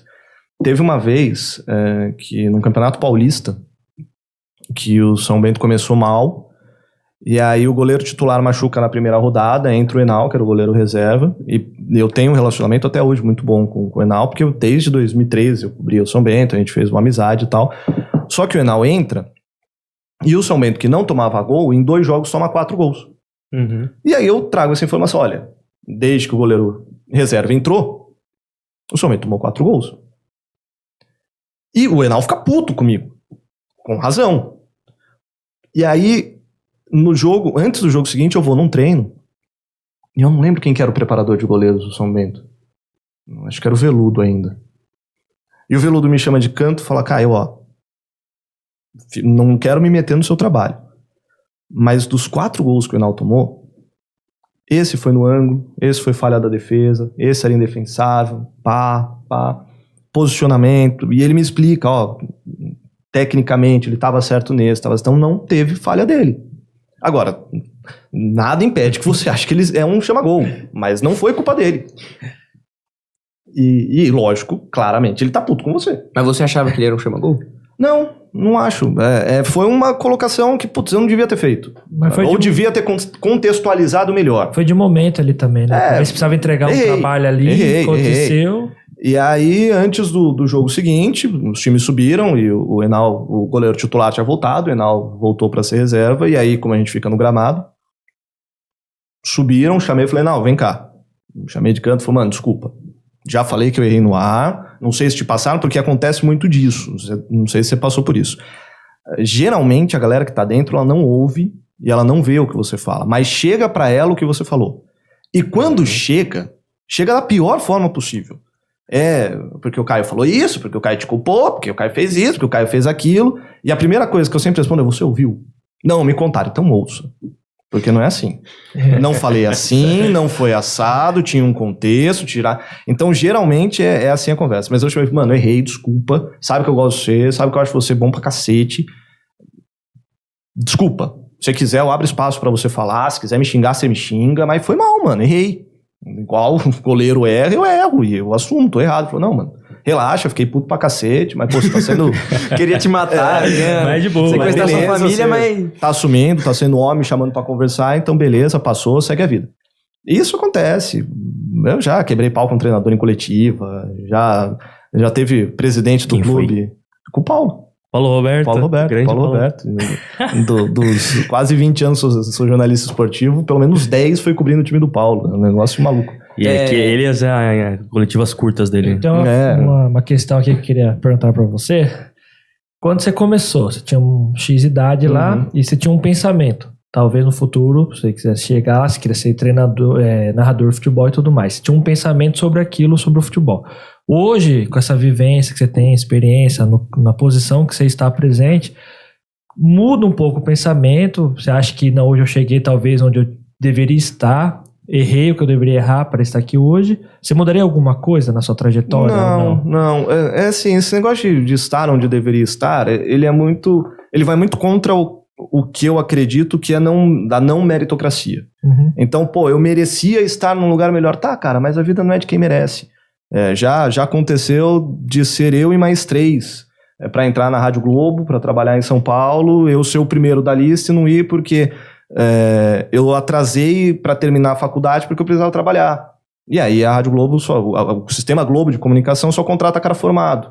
E aí na hora que chegou na seleção pedindo minha documentação, eu falei, putz, não tenho diploma, cara, beleza, obrigado, vaza, vamos pro segundo lugar. Isso é demérito? Não, cara, não é meritocracia. Eu tinha que optar. Ou eu trabalhava ou eu estudava. Eu falei, vou trabalhar, vou apostar na experiência. Então, essa questão, eu já ouvi muito, que você devia estar num lugar melhor. Isso é muito subjetivo. Eu não mudaria, cara. Das vezes que eu errei consciente. Das vezes que eu acertei consciente. As coisas são do jeito que elas são. Vale a pena olhar pra trás. Se eu tivesse a cabeça que eu tenho hoje há 10 anos, primeiro que eu seria uma aberração, porque ninguém tem a experiência.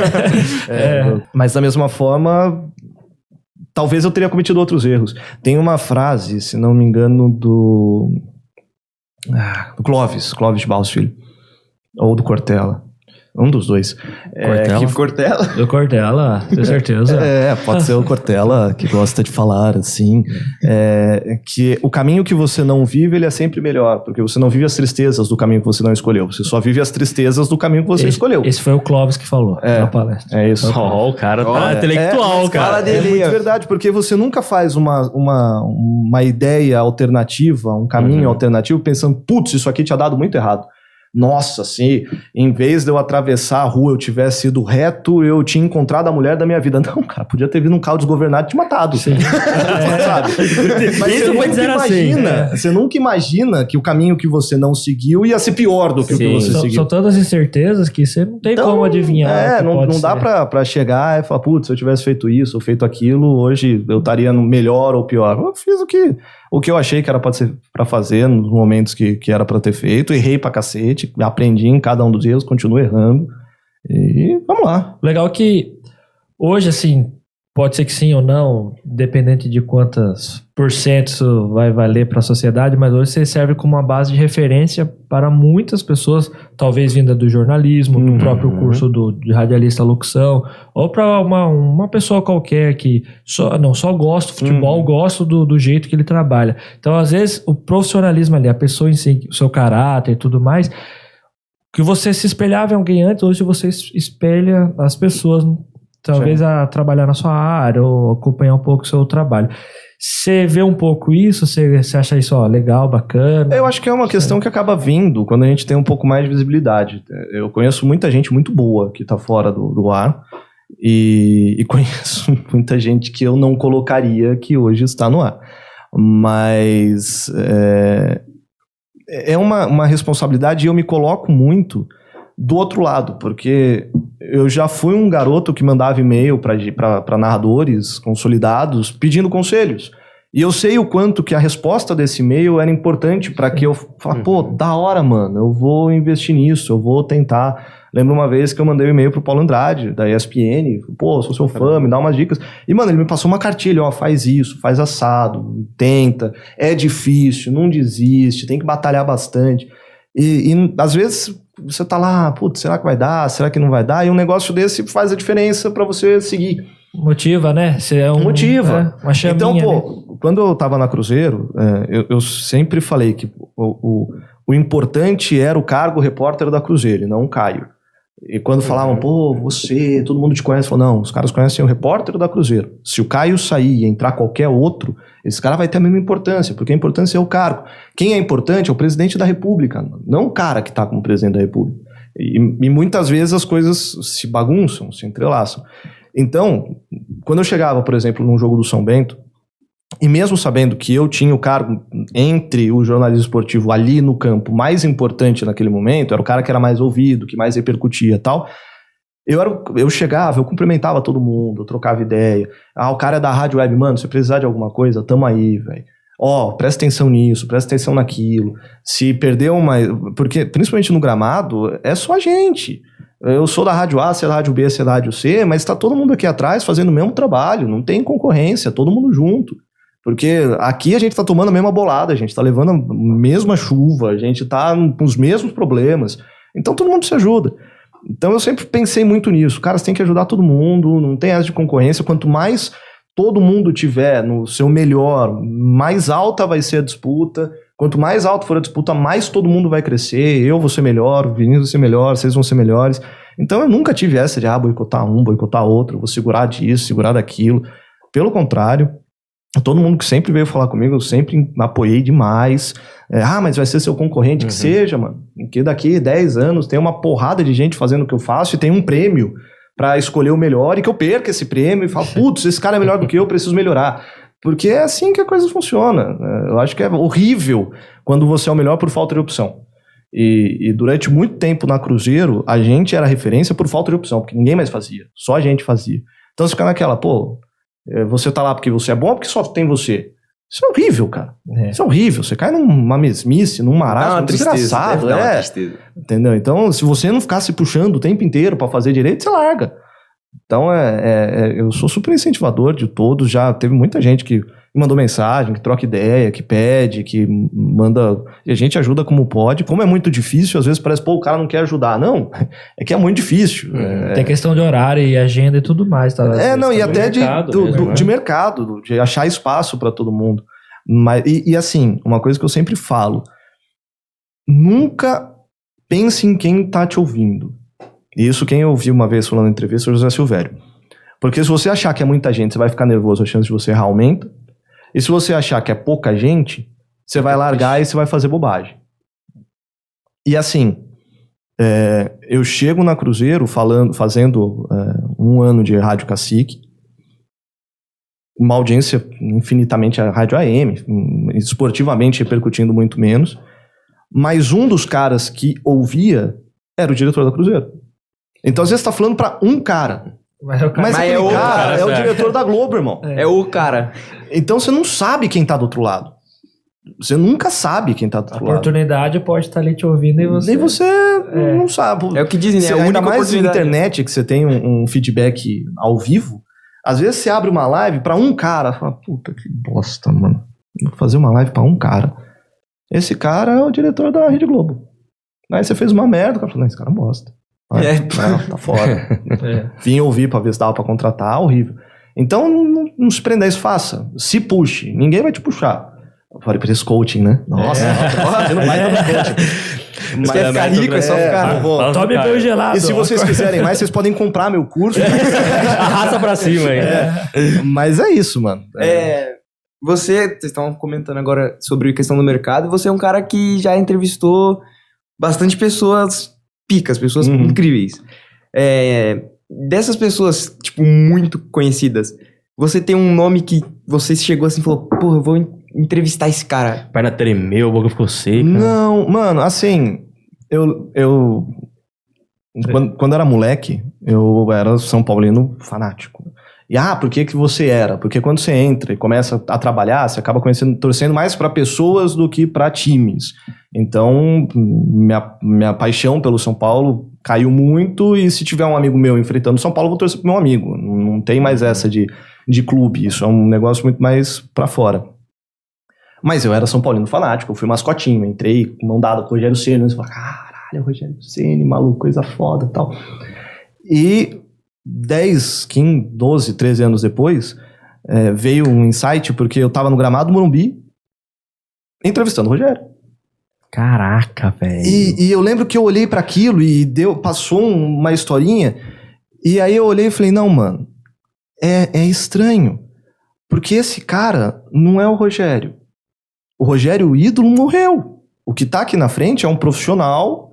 Eu, como profissional, tô conversando com um profissional, e esse cara aqui, apesar de ser meio absurdo que eu vou falar, esse cara que tá na minha frente, ele caga, ele mija, ele fede, ele tem um monte de defeito, coisas que ídolos não têm. Sim. Porra, você não consegue imaginar o Pelé fedendo. Não, mano, Pelé é Pelé. Sabe? Você tem um ídolo. Você imagina um cara de ouro, tá ligado? Sabe? Quem que é seu ídolo? No Flamengo. Do Flamengo é o Zico, né? O Zico. Você senta pra conversar com o Zico, você não pensa que ele tem bafo, mano. Não que o Zico tem. Revelação. Quem que ensina o Zico, pelo amor de Deus? Não, Zico, pelo amor de Deus, desculpa. Mas você não imagina que o cara tem bafo. Mas quando você senta cara a cara com o cara pra conversar, você vê que, mano, é uma pessoa. É um mero mortal. E é muito louco, porque às vezes você chega no estúdio pra entrevistar um cara foda, e o cara tá no telefone, e aí ele desliga o telefone. Minha filha tá com problema na escola, mano. Bateu na amiguinha, não sei o quê. E isso personifica um mito. E aí, quando ele deixa de ser mito e se torna uma pessoa, ele vira normal. Isso passa mais uma tranquilidade na hora de... Porque vira uma relação profissional, tá ligado? Igual pra igual. Esses são os problemas que a gente tem. Então, é uma proporção. E, mano, você senta numa mesa, a gente tá aqui, tá todo mundo na mesma. Sabe, talvez eu tenha mais experiência, vocês estão começando agora, mas vocês sentiram isso. Vocês estavam nervosos no começo, agora virou um negócio normal. Sim. Por quê? Porque, mano, é normal. A vida é assim, entendeu? Então, tem um ou outro que quando você pensa, fala, pô, quando a gente foi entrevistar o Kaká. Eu falo, caraca, quando eu era moleque, eu cortei meu cabelo de tigelinha por causa do Kaká. Porra, o Kaká era o Kaká, mano.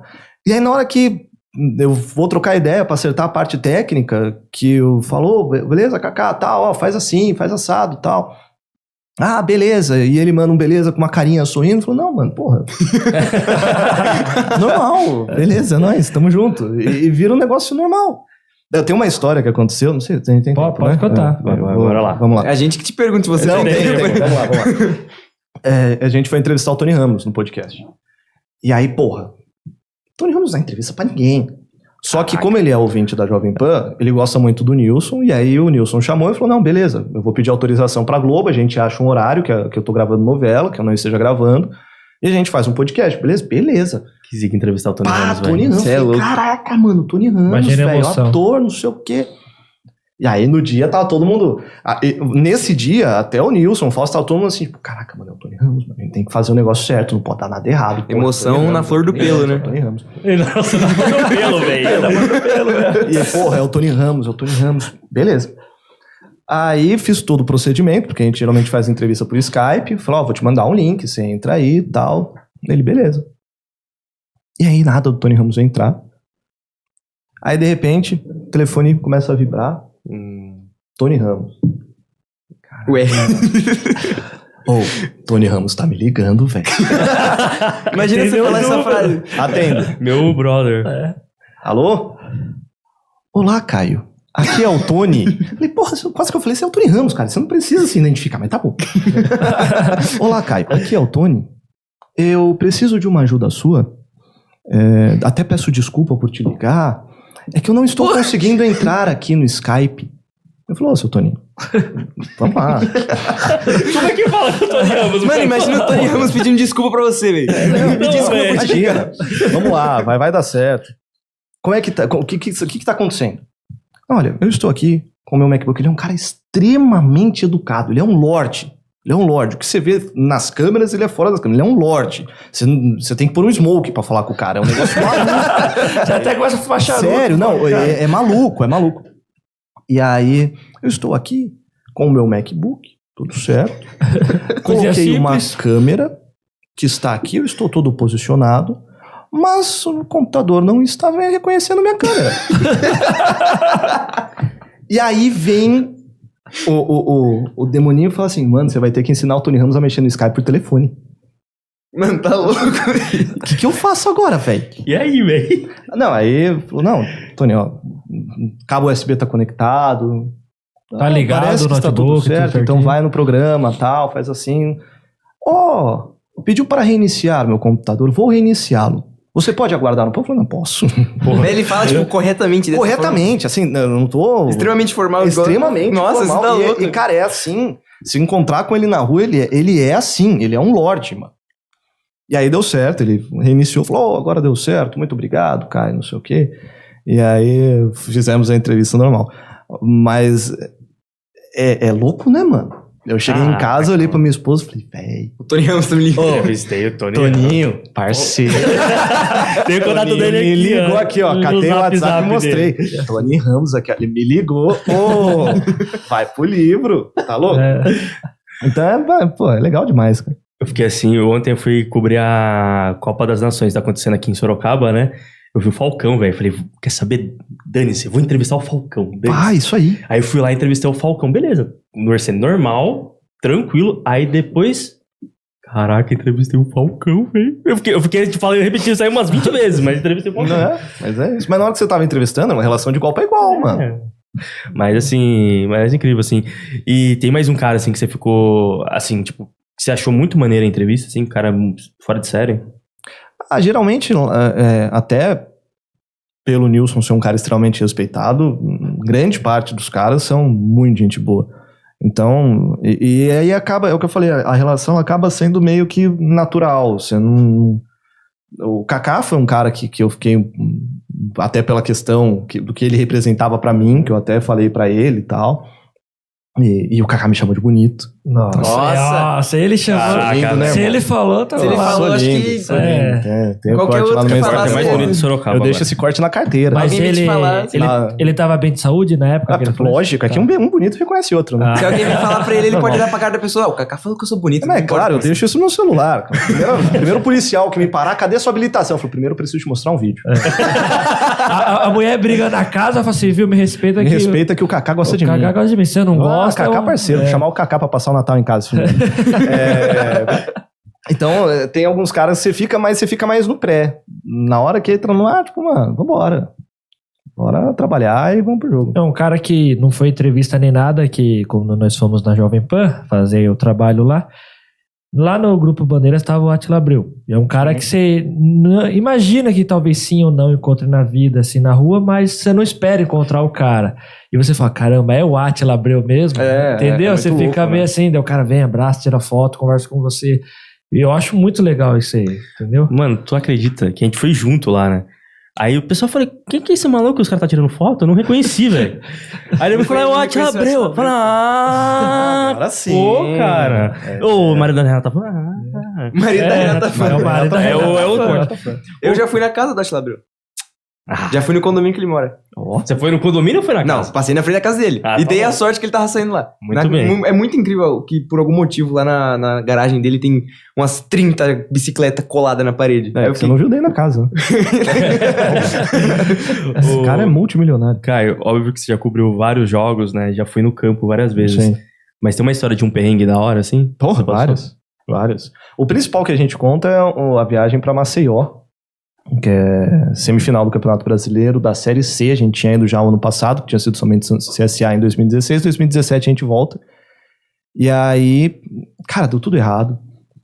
Primeiro que a gente chega, trocam minha mala, aí chega no hotel, porra, não é minha mala, tem que voltar para o aeroporto de Maceió fica 40 minutos de carro da cidade, é tipo Sorocaba Viracopos, então puta de um rolê, aí chega lá, o cara que tava com a minha mala tava no hotel a 10 minutos a pé da onde a gente tava, aí volta, tudo. Nossa. Desastre, perdemos quase um dia em Maceió só pra destrocar minha mala. Mas no final deu certo. Deu certo, destrocar. Aí no dia seguinte, a gente tinha, o jogo era às 4 da tarde, então a gente tinha manhã livre em Maceió.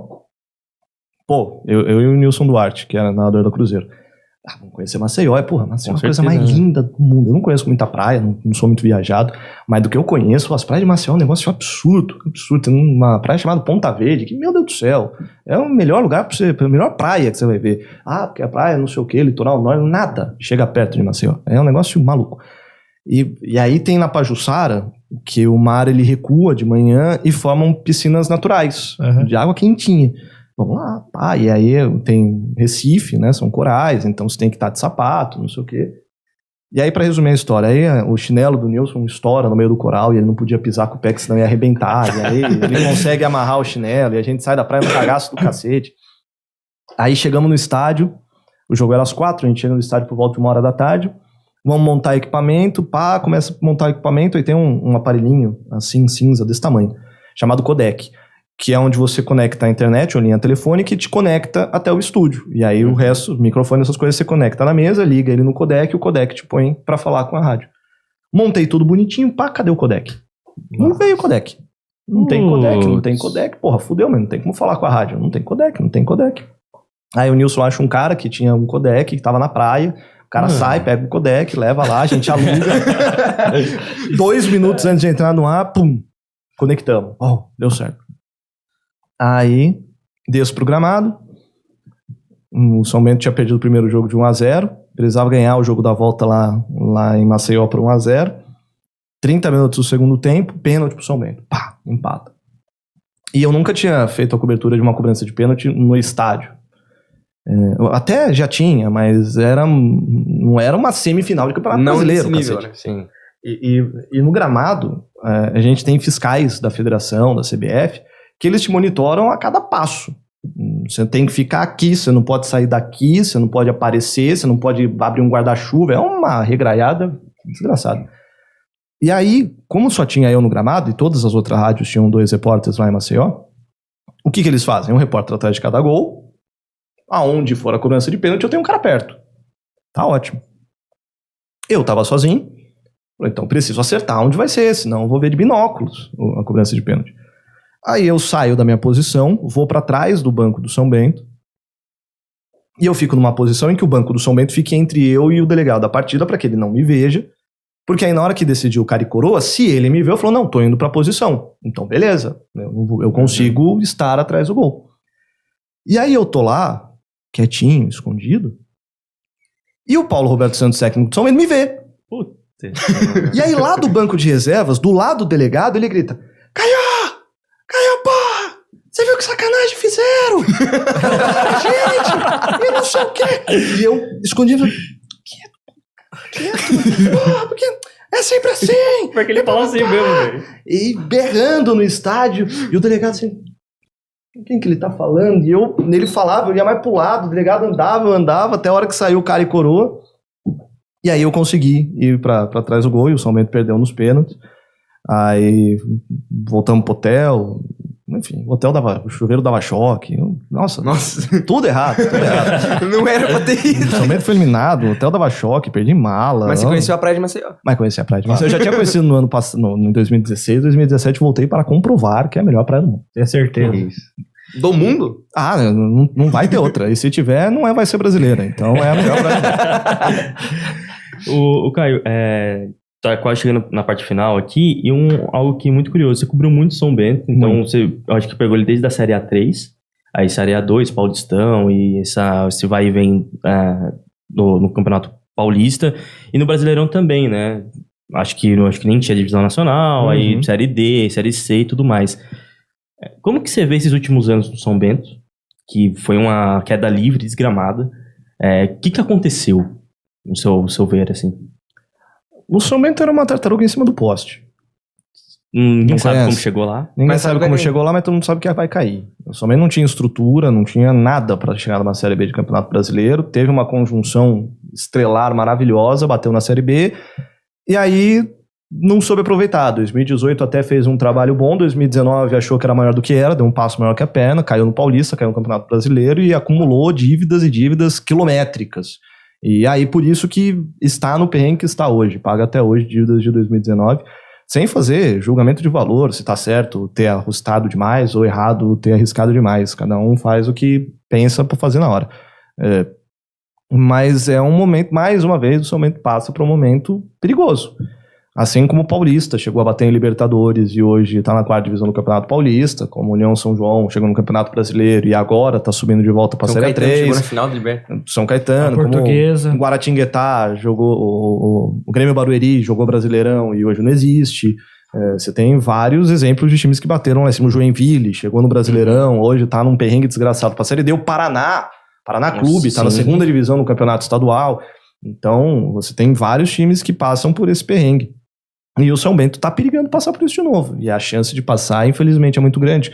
Falta dinheiro, falta estrutura, não investiu quando tinha dinheiro, hoje não tem nem dinheiro nem estrutura.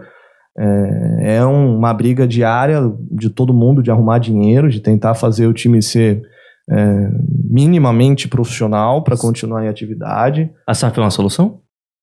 Eu sempre sou da opinião que SAF é modelo de gestão. Ela não é solução e nem algo para ser demoniada. Você tem gestões associativas maravilhosas e gestões de SAFs tragédia. A gestão do Vasco é uma SAF tragédia. A gestão do Flamengo é uma gestão associativa muito boa, que hoje é o clube mais rico do Brasil sem ser SAF. Então, existe como você ser SAF muito ruim e existe como você ser clube associativo muito ruim. Para times com dívidas quilométricas, como o caso do Vasco, é uma questão de sobrevivência, senão o clube fale. O Cruzeiro também foi assim. O Cruzeiro teve que ser assim, porque ia à falência. O São Bento ele não está no momento de voo à falência, mas ele está é lógico que um aporte financeiro faria muita diferença para uma recuperação mais rápida, senão uma recuperação que vai demorar muito tempo, que vai envolver mais rebaixamento, que vai precisar de um engajamento maior para ser recuperado. Mas tem, não que seja o caso do São Bento, porque eu nem sei se tem alguma SAF querendo comprar o São Bento, mas tem muito aventureiro, tem muito cara que não sabe o que está fazendo. Então tudo tem que ser analisado com muita calma, cara. Não coloque SAF como a grande salvadora, porque não é. Mas você acha que o São Bento tinha condições para se manter na Série B? Série B. Quando alcançou a Série B, você acha que ele tinha condição para se Não, manter? eu acho que não. Uma hora ia cair. 2, no máximo 3 anos, o São Bento ia cair. Não tinha... A disputa era muito desigual. O São Bento era o único time na Série B que não estava em um grande centro ou capital do estado. Tirando o São Bento, Guarani e Ponte, que Guarani e Ponte fica em Campinas, mas Campinas, porra, é uma cidade de 1 milhão de habitantes, de mais de 1 milhão de habitantes, é um grande centro. Os outros times, todos estavam em capital. Então, um São Bento e Sport, o Sport é um dos maiores times do Nordeste, é um estádio com 40 mil pessoas. Um jogo do Sport pagava a folha salarial do São Bento. Era uma disputa muito desigual. Por isso que tinha que ter feito como o América Mineiro fez. O América Mineiro, a primeira vez que sobe pro Brasileirão, falar, gente, eu não tenho condição de estar aqui, eu vou catar esses 100 milhões que a CBF está dando, eu vou investir, vou construir estádio, vou melhorar meu CT, vou criar uma estrutura. O Atlético Goianiense foi assim também. Vou ser rebaixado, vou ter uma das piores campanhas da história, mas eu vou me estruturar, porque aí na Série B eu caio e falo, beleza, agora eu sou um time grande. Pra Série B. Então eu vou ficar nesse ioiô uns 5 anos, mas eu vou me estabelecer, porque aí a hora que eu bater de novo no Brasileirão, eu tô bem, Certo. eu fico 5, 6, 7, 8 anos. Você acha que é isso que vai acontecer com o Botafogo? Ah, o Botafogo é grande, né? O Botafogo tá em capital, o Botafogo tem uma torcida muito grande, o Botafogo tem história. É o que tá acontecendo com o Cuiabá. Todo ano fala, o Cuiabá vai cair, o Cuiabá nunca cai. Porque ele se estruturou, ele tá em capital do estado, é uma capital muito rica, Cuiabá é uma cidade riquíssima, e ele se estruturou pra conseguir ficar no Brasileirão 5, 10 anos. E esse ano dá até pra sonhar com uma Sula, né, o Cuiabá? Nesse ano dá até pra sonhar com uma Sula. Então, o São Bento era um projeto que era fadado a cair. Só que se ele tivesse estruturado, ele não estava hoje na Série A2 na Copa Paulista. Ele podia estar numa Série C, ou ele podia estar jogando um Brasileirão e sempre pegando vaga na Série D, como a Ferroviária fez até subir esse ano. Só como ele apostou demais na Série B. Gente, eu cheguei a ouvir que o São Bento ia pra Série B pra brigar pra subir. Estamos investindo pra brigar pelo acesso. Falei, cara, você tá maluco. Não dá pra... Se subir, porra, aí eu paro, porque aí não entendo mais nada de bola. Sonhar é bom, mas... Gente, calma. Espere o melhor e se planeje pra tragédia. Não foi uma coisa parecida que o Ituano foi o ano passado, que bateu muito na trave na Série A? Mas o Ituano, ele fez... o Ituano é um crescimento consistente. Uhum. O Ituano, ele vai pro Paulistão, ele se estrutura, ele fica um bom tempo ali no Paulistão, arruma base, cria uma base, fica 10 anos ali, porra, vai cair, vai cair, vai para o Campeonato Brasileiro, toma uma porrada de todo mundo na Série D, volta pro Paulistão. Então, é uma condição muito mais estruturada. Hoje o Ituano tem um centro de treinamento, tem uma categoria de base estruturada, é outro mundo. Ele seguiu esse caminho bom. O São Bento, ele subiu atabalhoado. Uhum. Quando o São Bento sobe pro Paulistão, lá em 2014, não que não era para subir, lógico que foi bom ter subido, mas o plano da diretoria era, a gente sobe, fica 3 anos na Série A2, se estrutura e aí vamos pro Paulistão estruturados. De repente, em um ano, o São Bento subiu pro Paulistão. Falou, beleza, a gente fica 3 anos no Paulistão, se estrutura, e aí vamos atrás de vaga nacional. No segundo Paulistão, o São Bento tava na Série D. Só que porque não tinha essa estrutura pra se manter no Paulistão, né? E a estrutura era a mesma, porque aí subiu pra Série D, puta, precisa o dinheiro que a gente ia usar na estrutura, vamos botar, porque agora a gente tá na Série D, a gente tem que sustentar esse campeonato, mas vamos fazer essa Série D só pra não cair, só pra não perder a vaga, o ano que vem a gente monta um time melhor, sobe. Porra, chegamos na Série C, não dá, a gente não aguenta uma Série C, vamos cuidar aqui só pra não cair, e aí fica uns 3 aninhos na Série C, a gente sobe, primeiro ano de Série C sobe, aí chega na Série B, o primeiro ano de Série B ainda vamos lá, primeiro ano, vamos segurar pra não cair. No segundo ano tem uma troca de diretoria, vem o novo presidente e fala, a gente vai subir o Brasileirão.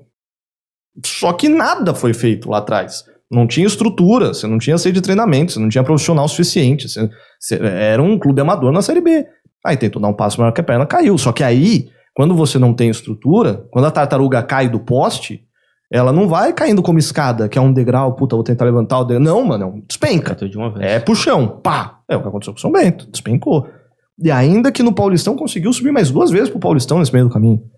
Então, ainda teve muita sorte o São Bento. Caio, tem um boato aí do São Bento, disse que antes da Red Bull contratar o Bragantino, ele foi atrás do São Bento. Você tem informação disso aí? O Bragantino, a Red Bull tava sondando vários centros, mas em nenhum momento veio uma proposta oficial. Quero comprar o São Bento e pago tanto. Não. Teve reunião, falou, e aí, o que vocês acham? Pode ser, pode não ser. Ah, não, beleza, vamos ver. Só que o Bragantino, ele arregaçou pro Red Bull. Falou, você quer meu estádio? Pega. Você quer meu clube? Pega. Pegou tudo. Você quer meu centro de treinamento? Pega. Você quer a tia da cozinha? Pega. Te dou porta fechada. E o São Bento não ia fazer isso. O São Bento ia ter várias condições para que o Red Bull pudesse assumir. E aí, por isso que ele opta pro Bragança. E o Bragantino, pra mim, é um time que vai começar a se destacar mais. Já tá se destacando. Red Bull. O Red Bull Bragantino. E, o Caio, Sorocaba viveu uma época que tinha 2 times. Tinha o Atlético de Sorocaba, né? Eu acabei de fazer um trabalho sobre isso. E o Atlético acabou com tudo em 2016. Sim. Você acha que Sorocaba comporta outro time? Você acha que tá na hora de ter um outro time, assim, pra... Até essa rivalidade até boa pro São Bento, né? Eu sou entusiasta e torço muito para que o Enquadros, a Vida, o Vila Helena, né, que são os maiores times hoje que ganham tudo. O Enquadros é maior. Que ganham tudo na várzea de Sorocaba, se profissionalize e vá. Porque a história mostra que o Atlético puxava o São Bento. Quando o Atlético sobe em 2002 para o Paulistão, o São Bento sobe em 2005. Que é o ano em que o Atlético cai e o São Bento sobe. Quando o Atlético sobe para o Paulistão em 2012, o São Bento sobe em 2014. Que é o ano em que o Atlético cai. E aí o São Bento entra. Então um time sempre puxava o outro. A rivalidade era maravilhosa por isso. Era um Atlético muito mais estruturado, um São Bento da base do vamos, e mais um puxava o outro. Acaba um querendo ser melhor que o outro, essa disputa municipal até ajuda bastante. Que é Guarani e Ponte Preta, que é Palmeiras e Corinthians, que é Inter e Grêmio. Você precisa de um rival. Você citou agora a questão do Enquadros, que eu acho que é o time que tem a maior chance de se tornar um rival a nível do São Bento, por conta da visibilidade que ele tá tendo. De todos os times da Várzea de Sorocaba, pra mim o Enquadros é o que tá tendo a maior visibilidade por conta de ter aquilo, ter o Jailson. Você tem o Jailson no seu time. É um projeto muito Você bem feito. tem a entrevista que o Cartoloco veio aqui fazer. E eu não duvido que rode mais dinheiro no Enquadros do que no São Bento. Eu tenho minhas dúvidas também, porque tem aquela questão quando o Cartoloco veio aqui, imagina o dinheiro que eles devem ter gastado pra fazer isso, né? Porque, o salário dos jogadores que jogam na Várzea hoje, você pensa que, algumas pessoas pensam que é algo baixo, não é algo surreal, cara. Que se tem te cara contar, você não 3 conto por jogo. Tem alguns jogadores lá que eu conheço que ganham 5 pau, 10 pau por jogo, cara. É uma grana muito grande. Por isso que eu falo, esses times têm condição, mas se profissionalizar é muito difícil. Você tem que cumprir uma série de exigências dentro da federação, tem que comprar o direito de se federar, que acho que custa R$400 mil hoje. Você tem que ter categoria de base, você tem que disputar torneios de base, então é difícil, mas eu torço muito para que alguém se estruture nesse caminho. Você acompanha a Várzea diretão? Por cima, eu devia acompanhar mais, mas eu acompanho mais por cima. Tanto que eu sei do Enquadros e do Vila, porque eles são os que furam a bolha. E aí eu acabo atualmente conhecendo. Na Várzea é meio que os dois times estão dominando. Ano passado a final foi essa. Tô dando cheiro. E o grupo do Vila Helena acaba tendo o Maria Eugênia, que é um time que tá crescendo também. Tanto que eles empataram com o Vila Helena, mas eu creio que o Enquadros é um nível muito acima. Porque eu sei que tem os times tradicionais que estão mal, né? Tipo América, Barcelona. O Enquadros foi no campo, no próprio campo do Rio Branco e meteu 10-0 nos caras, velho. No campo dos caras, mano. A diferença é muito grande. É uma diferença visível. Provavelmente a final vai ser Vila Helena e Enquadros novamente. Muito difícil acontecer alguma coisa diferente, mas O Vini tá quieto porque Brigadeiro Tobias não tá essas coisas todas. Cara, o Guinê é complicado, né? O Guinê tomou uma surra também pra todo mundo. O Guinê é complicado, né? Vamos ficar quieto aí, né? Acompanhava, assim, a Várzea, joguei um pouquinho, eu jogava, assim, dente de leite. E aí, via depois o pessoal da Várzea, assim, né? Teve umas fases boas, mas agora tá bem complicado aí. Tava bem aí chegou até as finais aí, acabou decaindo aí, não avançou. Cara, o Guinha tomou 7-0 recentemente. Não lembro que time foi, mas fez 7-0 pra algum... Vila Carvalho. Não lembro qual foi, mas eu sei que foi... O Tobias complicado. Gente, tá acabando o tempo, o Caio também tem as atividades, daqui a pouco o Caio vai fazer Corinthians e Fortaleza, né, Caio? Saindo daqui já vamos pro estúdio. É isso aí, então agradecer aí a galera e fica o convite da galera da Várzea também, se quiser vir aqui conversar com a gente, super apoio. Agradecer também o nosso patrocinador, né, ao Hospital Nova Reabilitação e Saúde, né, Walter? Isso, tá ativo com 4 unidades lá em Araçuaíba da Serra, faz um trabalho bonito, bacana, várias pessoas, fala assim... Pessoas grandes, famosas, importantes, acaba sendo até um pouco triste, mas não só para as pessoas famosas, para qualquer pessoa passar por isso, tanto para a pessoa quanto para a família. Só que a clínica ela conta com profissionais aptos, com atenção, profissionalismo, carinho, amor, respeito à vida, né, que é o lema deles lá. Então, é uma clínica super, como é que eu posso falar, consolidada no mercado e que faz um trabalho bem humano, vamos dizer assim. Então, eu tenho uma certa propriedade de falar, que eu conheço de perto, tenho uma amizade com o dono da clínica também. Então, agradecer de coração a oportunidade hoje de fazer essa parceria com eles e todo sucesso para eles. E agradecer também o Caio, né, por prestigiar a gente com esse tempo precioso, né, dele. Com certeza. Wagner, tamo junto. Fala aí, cara, qual foi a experiência? Foi o cara que tava mais nervoso antes de começar tudo. Foi porque é realmente uma coisa que eu não tenho muito costume de fazer, né? Mas foi uma sensação muito boa. Agradecer o Caio novamente por ter vindo, porque o tempo de um locutor esportivo realmente é algo muito complicado de encaixar, tanto que na hora que a gente tava se organizando, foi uma confusão pra gente conseguir achar horário, essas coisas, mas graças a Deus deu tudo certo, mas... Pegou uma chuva de leve aí, mas tá bom. Tá bom. É isso aí, acesse o site da do Hospital Nova Reabilitação e Saúde, que é o nome da clínica, né? novareabilitaçãoesaude.com.br. Veja o trabalho deles, que é muito bacana. Caio, para encontrar, você vai transmitir o jogo, onde transmite, conta tudo para nós. Canal do Nilson César, Rádio Pai pra Filho no YouTube. Só procurar a gente lá, youtube.com/, que agora o YouTube tá botando arroba em tudo. Rádio Pai pra Filho, no Instagram, Rádio Pai pra Filho, só procurar a gente lá, tem todo o material disponível. Isso aí, galera. Obrigado. Até a próxima.